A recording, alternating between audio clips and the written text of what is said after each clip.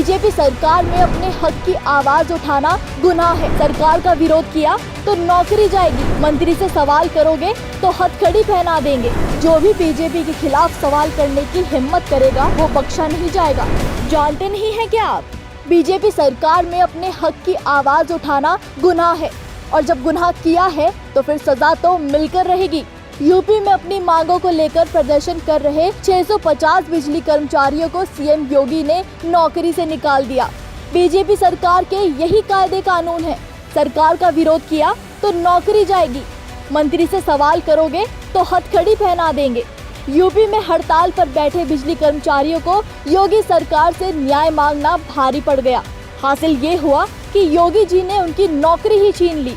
पिछले कुछ दिनों से यूपी में बिजली संकट छाया हुआ है क्योंकि 1 लाख बिजली कर्मचारी सरकार से नाराज होकर हड़ताल पर बैठे हैं, जिससे घरों में बिजली बाधित होने की वजह से आम जनता भी सड़क पर उतर आई है। बीजेपी की योगी सरकार ने इन कर्मचारियों की जायज मांगे भी पूरी नहीं की, जिससे मजबूर होकर इन कर्मचारियों को तपती धूप में सड़क पर धरना देना पड़ा। इन कर्मचारियों ने सरकार से बिजली कर्मचारियों को कैशलेस इलाज की सुविधा मुहैया कराना, कई सालों से लंबित बोनस का भुगतान किया जाना, ट्रांसफार्मर वर्कशॉप के निजीकरण का आदेश वापस लिया जाना समेत कुछ मांगे योगी सरकार के सामने रखी थी और इन मांगों को पूरा करने का वादा भी योगी सरकार ने 3 महीने पहले बिजली कर्मचारियों से किया था।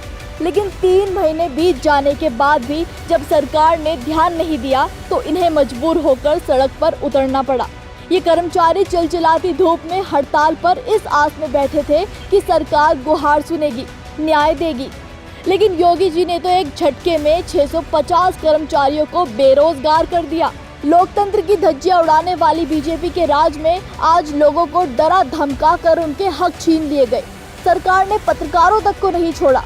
हाल ही में यूपी में एक पत्रकार ने मंत्री गुलाब देवी से विकास के मुद्दों पर सवाल पूछ लिया तो मंत्री ने उसे मोटी रस्सी से बांधकर गिरफ्तार करवा दिया। और जब राहुल गांधी कहते हैं कि लोकतंत्र खतरे में है तो पूरी बीजेपी और ट्रोल आर्मी देश को बदनाम करने का राग लापने लगती है।